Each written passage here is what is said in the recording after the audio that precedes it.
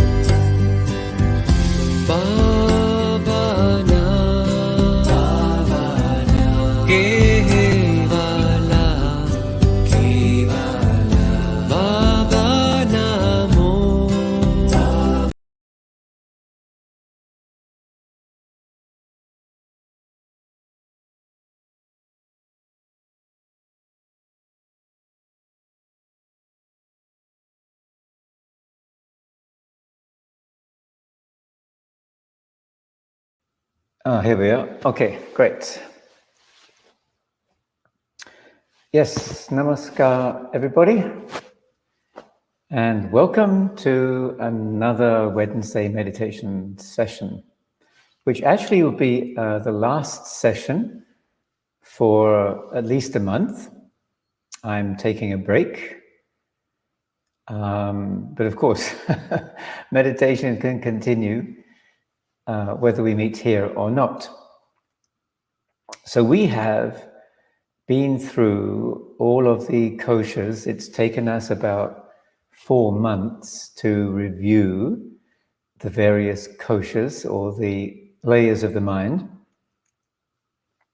And today is a brief recap and a longer meditation. Maybe today we'll be meditating for 40 minutes or so. There is something called Ashtanga Yoga, the 8 limbs of yoga, that was developed by Patanjali and has been reinterpreted by our own guru. So I'd like to use that as the basis for today's meditation. So we'll go through all of those 8 limbs as best we can. Each of the limb of yoga, each of those 8 limbs is related to one of the koshas. So I thought we could just do a quick review of the koshas in relation to the limbs of Ashtanga Yoga. First, we start with the body, which is the Annamaya kosha, the base, the foundation for everything. The gift, I guess, from the universe to us as human beings. It's a very sophisticated machine. And we use exercise, movement, postural practice, asana practice in order to refine the body. Of course, along with all kinds of other things such as diet and getting enough sunshine and being in fresh air, clean water. But the practice of asana, the practice of postural yoga, enables us to become closer to the body, to feel this intimate relationship with the physical home in which we live. The next layer of the mind is Kamamaya Kosher. It's called the Crude Mind, but I think that term is unfair because it's the place of senses, and senses are so beautiful because they enable us to experience the world delightfully.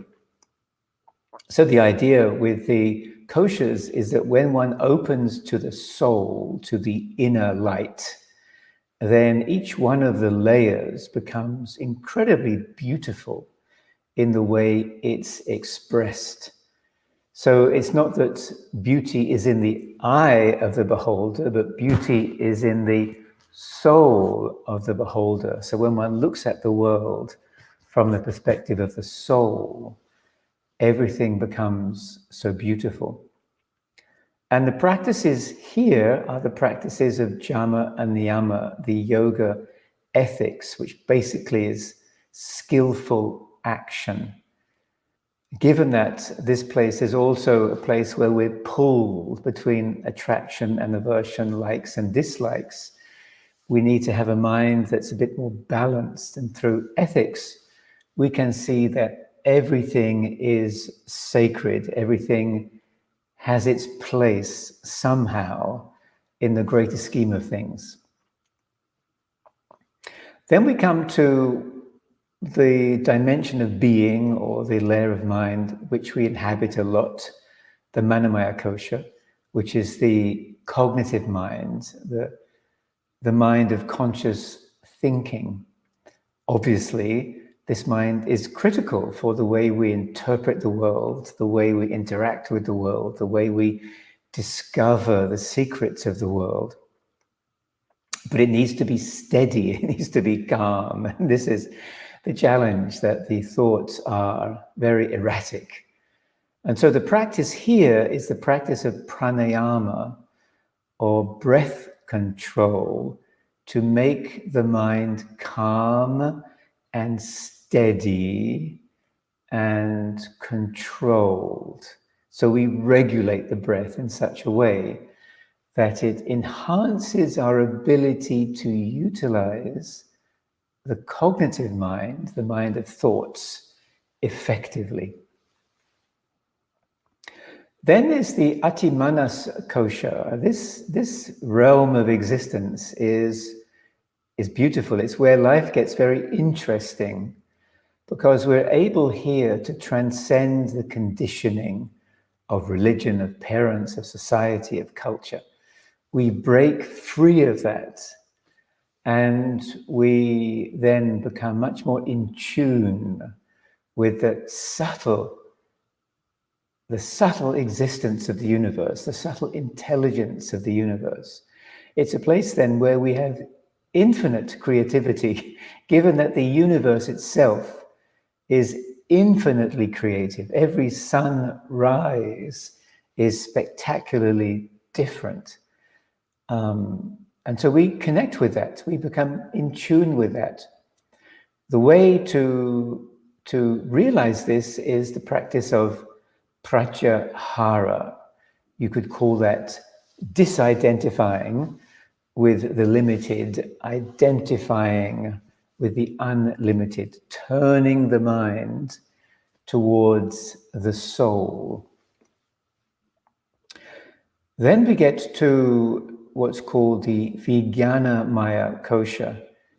This kosha is the sublime kosha, in that here we have a very clear discernment as to what is real and what is not real, or what is significant for our spiritual lives and what is not. The great analogy is of a frying pan that's Teflon coated. So in this frying pan, right, one can cook something very tasty, and when it's cleaned, the frying pan goes to its original state. It's unaffected by what is cooked in it.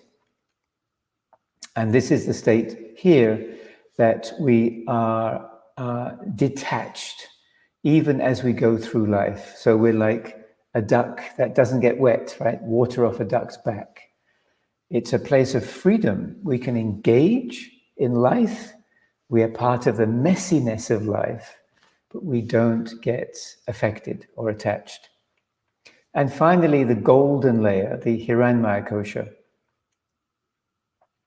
the place of loving bliss, the place where we are simply an expression of the universe's desire to support everybody in his or her evolution. The practice here is dhyan, which is this effortless movement towards the light. So there's the human evolutionary journey. Let's put that into practice.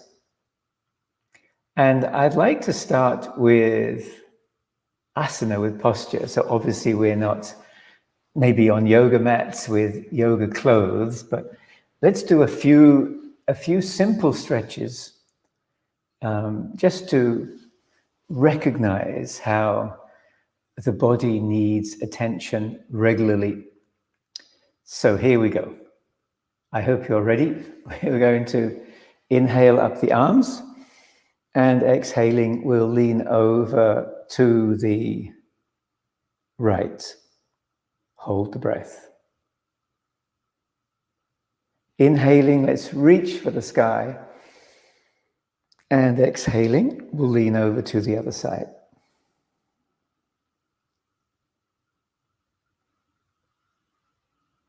Inhaling, let's again reach for the sky. Exhaling, let's bring the hands behind us to the floor. And as we inhale, we'll lift the body up a little bit. Heart to sky. Exhaling, we're sitting back down. Let's inhale as we stretch out the arms. Exhaling, we'll twist to the left. Hold the breath.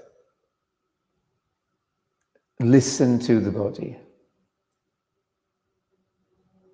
Inhaling, please. Let's reach out. Exhaling, twisting to the right. And feel the body.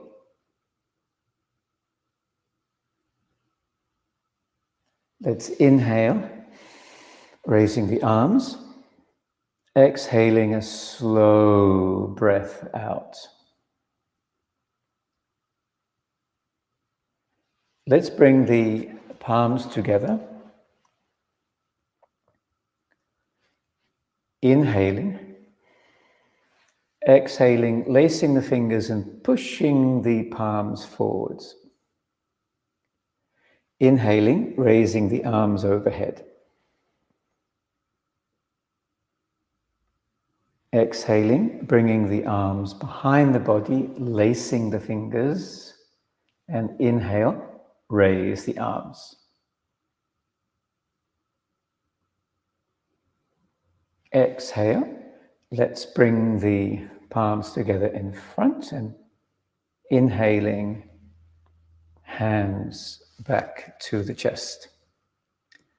Let's repeat that one more time. Inhaling, exhaling, inhaling,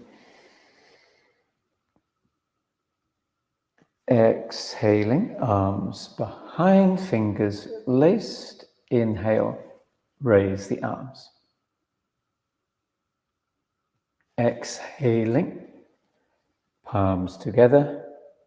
Inhaling, hands back. If you can, like you're giving yourself a hug. And if you would close your eyes and simply be present with your body, feeling your body, appreciating this relationship that you have with your body.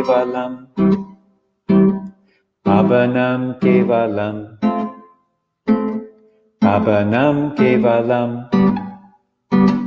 pavanam kevalam, pavanam kevalam, pavanam kevalam, pavanam kevalam, pavanam kevalam.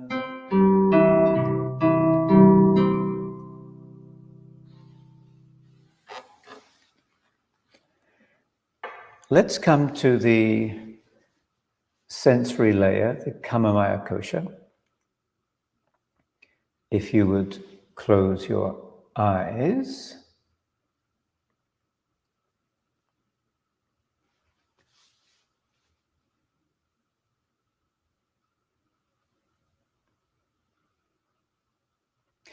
If you could, first of all, just place your hand over your heart. Feeling your capacity for love. One of the points of ethics is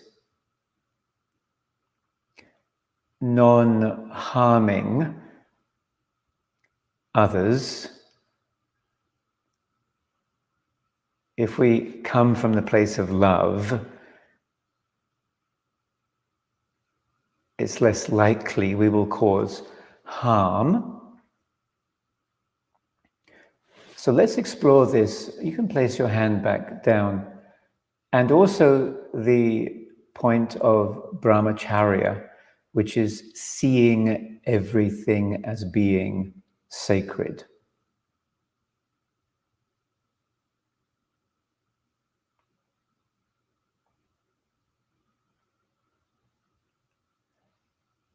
First of all, become attuned with your breath.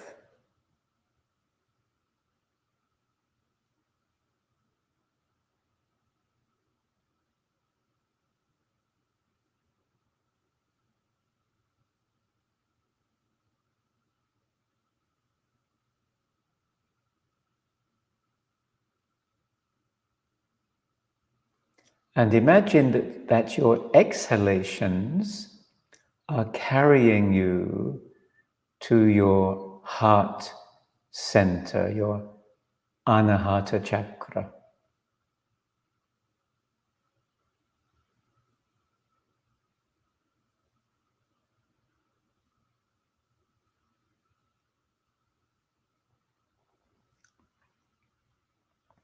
Using your imagination to visualize the space of the heart chakra.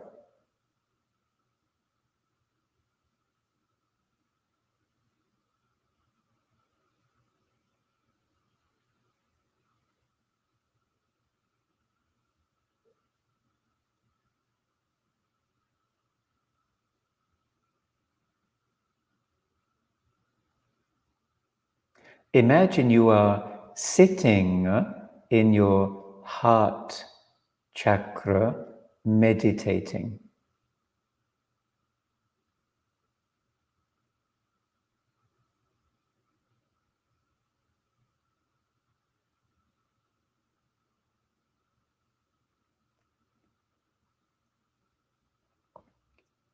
And let this space be illuminated by the light of the universe.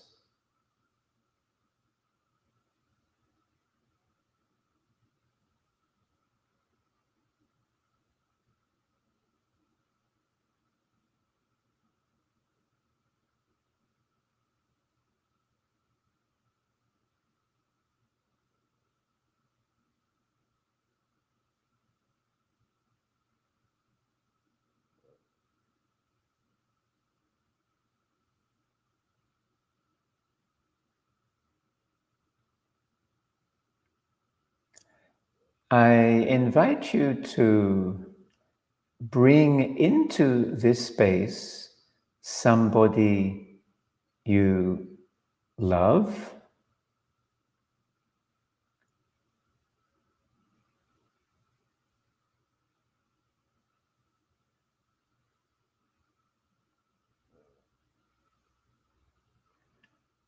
and imagine you are meditating with that person.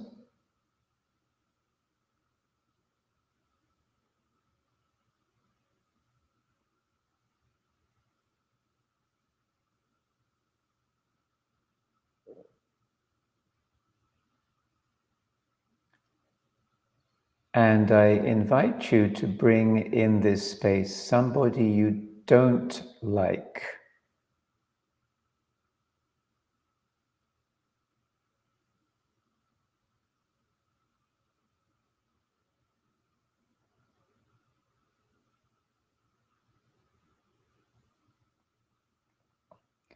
So 3 are meditating.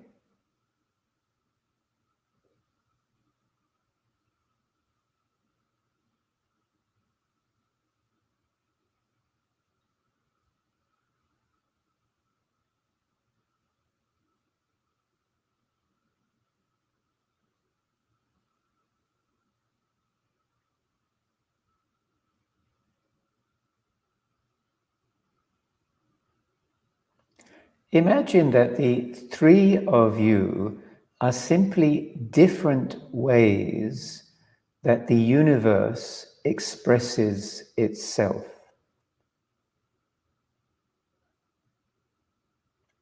That consciousness expresses itself.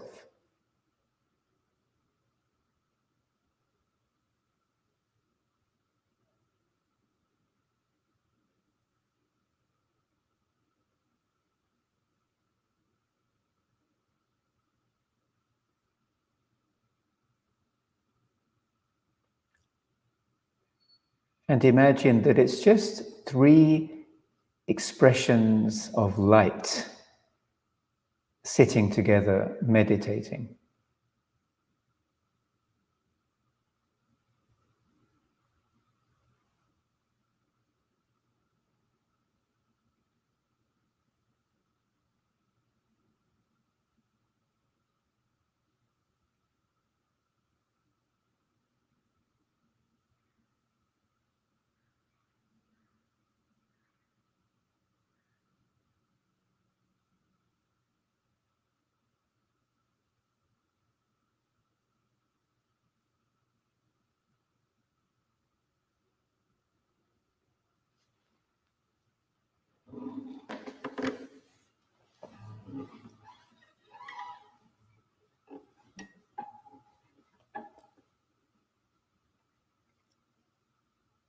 Feel free to release the imagery, but remain in the heart yourself as we chant again, transitioning to the next layer of the mind.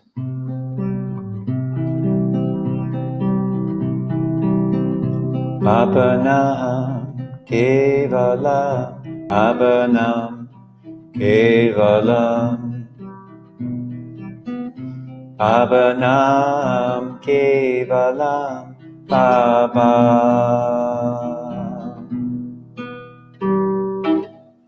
Abanam kevalam, abanam kevalam, abanam kevalam,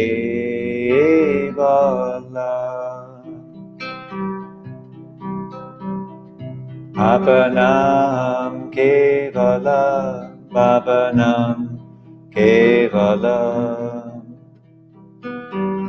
abanam kevalam, abba.